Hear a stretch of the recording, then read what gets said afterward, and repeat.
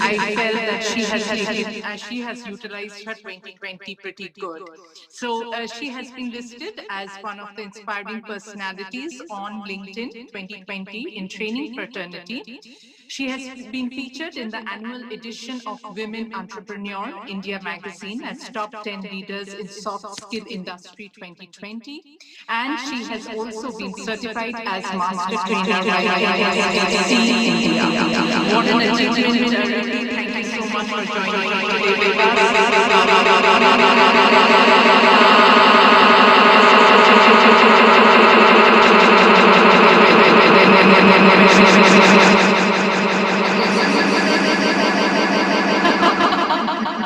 I think I can just go ahead and talk about it, and I can see some men and a woman around. So let's rock the evening from Mumbai here. Right. Absolutely. So, when you were given to choose a topic, you gave me this topic as your most, preferred topic.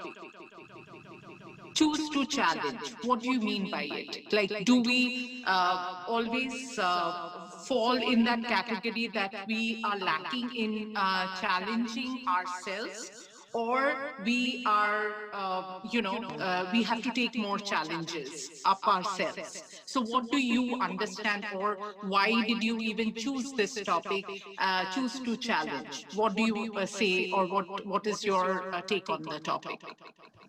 Okay, so I have been hearing about this International Women's Day being celebrated on 8th March, right? Some believe it is overhyped, and some believe we need to celebrate as women, and we need to celebrate in terms of without creating gender biases. It has to be for all of us. So it's something to do with celebrating women achievements, right? I think so. I have got a lot of mixed opinions from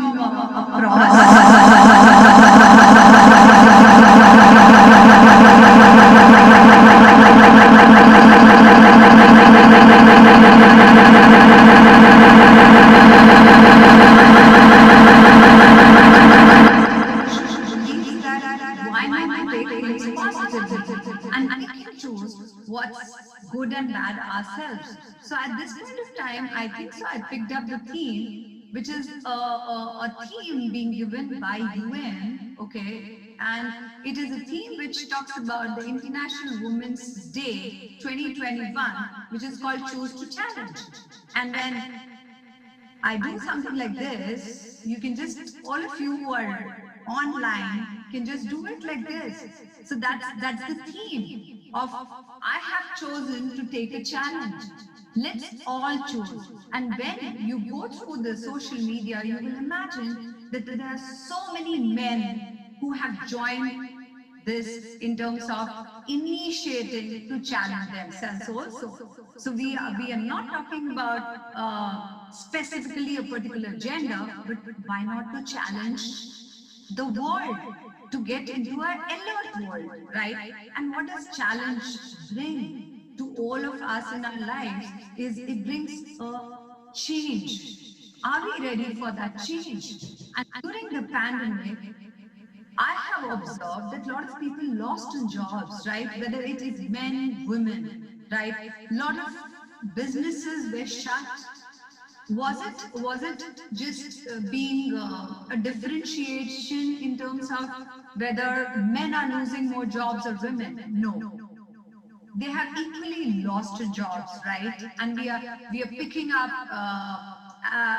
as a market, right? So I personally believe there is one which I have picked up as a theme, which was of a IWD theme, and which talks about one, celebrating that achievement for all of us. Secondly, we want to raise awareness against biases. So in my corporate life of 15 to 20 years, I have gone through a lot of biases. The first time, to share with you, the first time I entered the training room, which was all men as audience, you know, it was very difficult to just pause and just to them, right, it was very uncomfortable for me, right? And at times I heard certain people just passing on a remark saying that, oh, would she fail us, right? So it is something which I want to just get out of this, the whole thought process of biases. Thirdly, the theme talks about taking an action for equality. So when we talk about equal, we talk about both the genders being equal. So for me as an individual, rather than taking it to the men versus women, I want to talk about my own challenges. My own challenges as an individual to be a perfectionist, right? It's so difficult.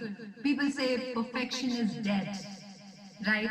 And I want to be a perfectionist because I personally believe that whatever I do, as a trainer in my profession, as a mother, as a wife, as a daughter, as a sister, with all these kinds of profiles, I personally believe every day is a challenge, right? Okay, here I want to so according to you, do you think that women are taking less challenges?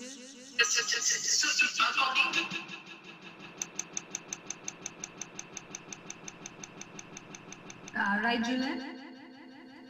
Oh, according to you, or do you think women are taking less challenges, and that's why you are giving more, emphasis on saying that we should take challenges? And if so, what kind of challenges are you talking about? Okay, so one, I want to clarify that I'm not talking about women are not taking challenges. We have taken a challenge. So today I'm on this, meet in Indian time 10:30. I started my day at 6 o'clock, and I'm next day also working, right? So it's 24/7. So I'm talking about the biggest challenge for me as an individual to revolve around the issue of choices I make.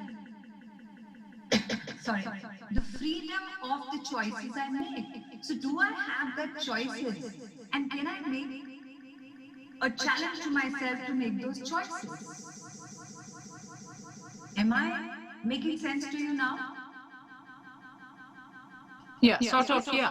So And when I said challenges bring a change, I personally want to stress on something as lot of stereotypes which are around us, right? Do we believe that we need support of other people? Do we address it? If I need support in my own home, if I need support from my colleagues, do I really ask for it? And are they ready to support? Yes, they are ready to support, but I don't ask, right? So creating a mindset of the whole thought process of open thought process is extremely important, right? And that's what I want to address to the audience is to make yourself as an alert person and a well-read person, right? So probably when you talk about challenge to pause, not stop, right? As a woman or a man, the challenge to pause and think back, can I do these so many jobs together? Am I multitasking, right? And am I doing justice to it in terms of being a good professional, being a good human being, being a good wife, being a good mother, right? So I think so. At times we get into that race of proving ourselves good, right? And we have to pause, and that's what the whole world is talking about: mental wellness in pandemic, right? That's what I want to say. okay, so here what I take challenge as problems, as a challenge, as also the regular challenge that we mean. So, what are the challenges that you think you personally could overcome professionally? Which is very, we always say more about the problems that we face or the challenges that we face, but what are those particular challenges that you have seen in the workplace, you have gone through, you have overcome, and you have a solution for that, if you could share? Yeah, thank you so much. So one, it has to be always prove yourself, right? So you have to prove time and again that you're doing a good job. You have to prove time and again that you're doing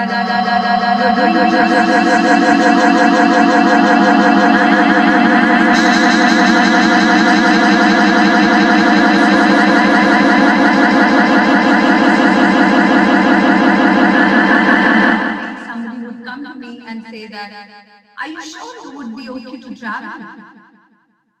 Have you seen there's everything okay at your personal front? Yeah. So the other day I was, called by a client, and the client said, Preeti, it's so difficult for you maybe to travel to Delhi. You have to get the test done, and maybe a men trainer would be much more comfortable, right?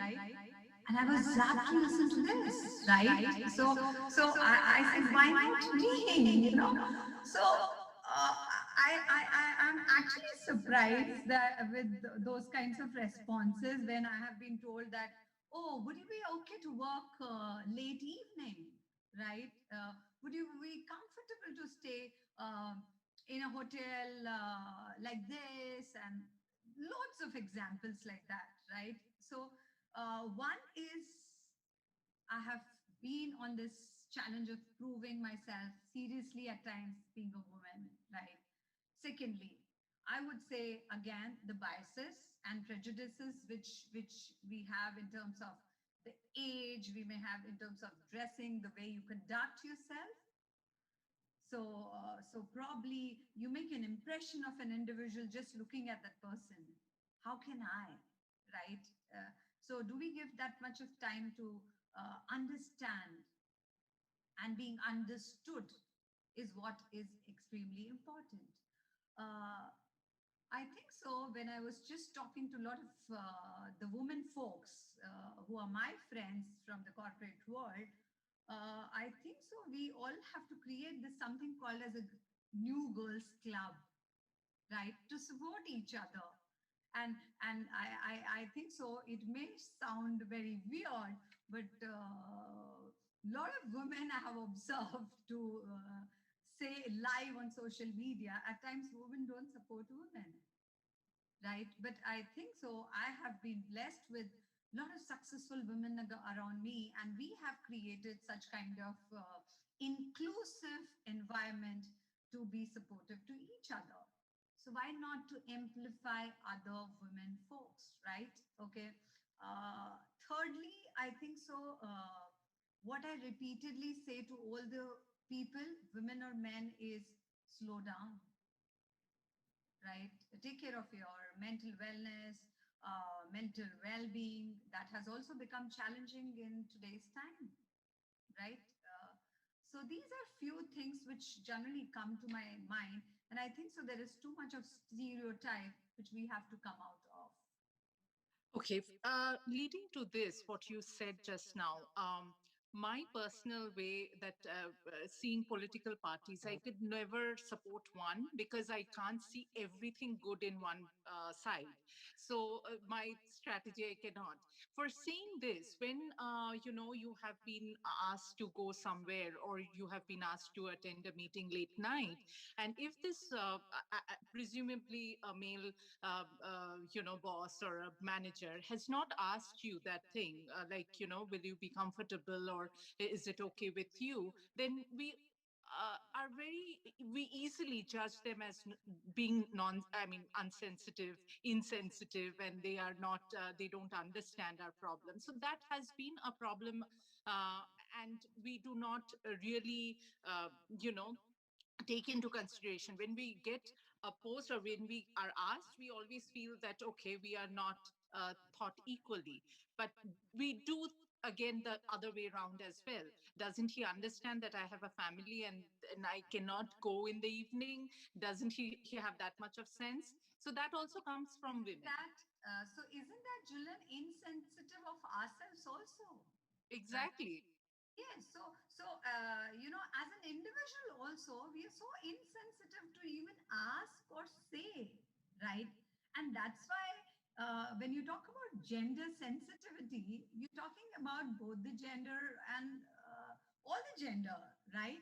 So maximize opportunity for all the gender is important, right? And what you said, I totally agree with that thought process. That how many times we ask or put forth our viewpoint.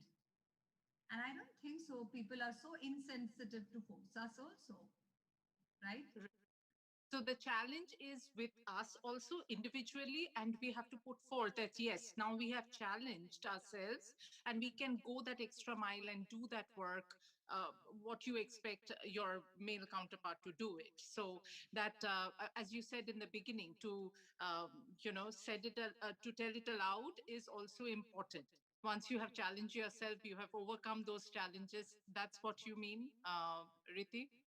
Right. So I have worked with a lot of women bosses, right, and lady bosses, and I was quite influenced or inspired by them, right. So it was a due support. All my lady bosses have always supported my thought process. They have openly exchange conversation with me. So I think so. That kind of freedom or camaraderie, right, has worked with me with women bosses. So I'm not getting apolitical, but still, I'm talking in a wider perspective, right? And what I want to make people sense from it is why there is a kind of a very low percentage of women leaders, right? The Forbes study says that at all the levels, from the entry level to the C-suite level, we have almost 20 to 30% women leaders, right? So why is it? There might be some reasons to it.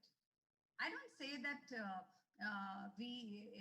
the workplaces are not changing and they have been the same. I think so. I've been observing for 20 years that things are moving really well, but it cannot Right. happen overnight. It's a long way to go for us. Right, absolutely. So, what are, if I can ask you, three things that you want to take, you want our audience to take from your thinking process that has changed over the years, what you have learned and what you want to share? So one, I personally believe for me, till now there is a major gender pay gap, right? And I personally believe that it has been across the industries for which I have worked. So I've worked with multiple industries and various sectors, and I see major gender pay gap, right? And I think so we have to work on it. Secondly, I think so. Please, all of us shouldn't underestimate ourselves and continue to remain underrepresenting ourselves. So build up that confidence in yourself, in terms of facing the world. Thirdly, as I said, there are very less women leaders at the top. Why is it happening? Are we not ready for those challenges? So I think so. We all know about Indra Nui, right? And she's been awarded and appreciated during this International Women's Month, right? Uh, the kind of aura or the kind of legacy she has created in PepsiCo, right? She talks so much as a strong and a confident woman. So those kinds of examples, like Malala, right? Like people like Mother Teresa. So many people are around for us to get inspired, right? And those are the things probably make me think, why not us? And an idea of like the worst thing which I have researched when I talk about the challenges is only 62% of the women, uh, always don't even imagine that they have to take care of their health. Okay. So there is 62% of the women in the world who don't even have time to take care of their health. Right. So I think so that has shaken me in those lines, to take care of yourself, probably work on your mental wellness, and thirdly, face the challenge. Right. Perfect. So, talking about women, talking about challenge and gender equality would not come in. We just knew it is going to come in. So, fortunately, it came to be your friend as well. But we have our next speaker with this topic. And we'll definitely take audience question. Um, at the end with three of us, because both the topics are related to each other. And so I thank you, Riti, so much. But you are staying, I know, and we'll hear about a little bit more about the gender equality and what entails, and then we'll have a three-way conversation together. So now, Preetha, yes. Hi, Preetha. She is our next speaker. And can I have her on screen? Yes, Yeah. yes, Hi, good Preetha. evening, Okay, everyone. so Preetha now comes in, and she will be the topic would be gender equality, inclusion, and responsibility. That's what we talked about. That yes, it's not inclusion, include me, and then there is no responsibility. So, meaning of an inclusive culture, inclusive conversation, and beyond would be our topic. And a little about Preetha. She is an award winning sales coach, inclusion and gender intelligence advisor, women career coach, official member of Forbes Coaches Council, and many more. But we'll cut it short. Just if you want to add something to it, Preetha, over to you. Thank you so much. And hello, everyone. It was really, really absolutely enriching to listen to Riti. It, as always, is. I always love listening to her. And the points that she made, they are so valid, so relevant, and in this current time. And I was just listening to her, and I'm like, I resonate with this. I echo with this point also. I second this point also. So I was like, okay, am I required to be the second speaker? I think we should just continue with Riti because she's just ticking all the points that are necessary to speak. So thank you very much, Julan, for getting me here. It's an honor to be back here on Let Us Talk It, and I'm looking forward to our discussion. Absolutely. Yes, just letting the audience know that they both have been in our Let Us Talk It platform, and we are very happy that with one phone call, both of them agreed, and we are really thankful and honored, Preetha. So, my first question, I'm like waiting for this question. We talk about this inclusivity and everything, inclusive culture, and why is that blue for men and pink for women? and then, and then Exactly my okay, question. It is better. exactly my question, and I have been asking this question to many people, Julan. So my question, this is also my question to the audience.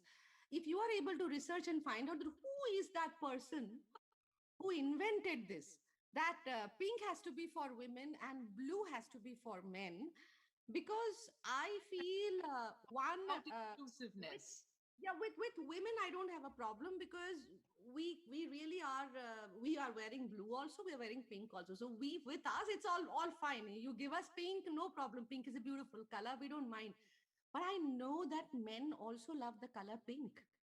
I know that they want to wear the color pink, but somewhere right from the childhood or right from I don't know when, this is We, so injected into the minds of the people that pink is for women, that even if they like that color, they're not wearing that color. How you know, it's a shame. It's a shame that someone wants to wear that color, and somebody, God knows who, said that, no, no, pink is the color for women. And now these guys who really want to wear that color, they look good in that color pink. And all these metrosexual men of the current era, they are anyway saying that I care a hoot what pink and what purple and what yellow and what orange. I am going to wear the color that I like, and I love that. And that is basically inclusivity in true terms, where we are not dividing the gender basis color. Tomorrow you will say woman is an apple, man is a guava. Some other day we will get separated by some vegetable, someday with some flower. What kind of nonsense is this? I think it's better we remain humans, and let us be separated from each other only basis the human quality that we have, and not basis anything else. Yes, the separation will always remain because of the sex that we are born with. That no one can change, so that difference will always stay. I am born as a female and the other is born as a male, so that difference will always remain. But like a friend of mine, and I don't shy away from quoting him. His name is Premashish Mukherjee, and he always quotes that gender is a social construct. It is not something that we are born with. Sex is something that we are born with.